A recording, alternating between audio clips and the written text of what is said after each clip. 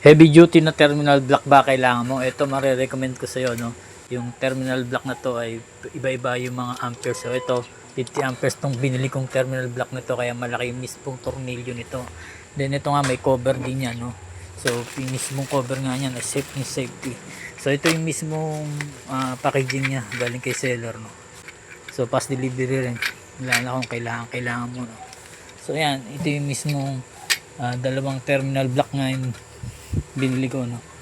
So yan, goods naman siya. Then binuksan ko nga to, then try natin tanggalin yung isang tornilyo, no. So dalawa nga itong binili ko, bali 4 pole siya, papatan yung kabitan yan.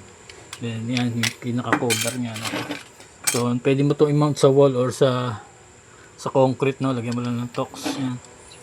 So tama to sa mga solar setup nyo, yan.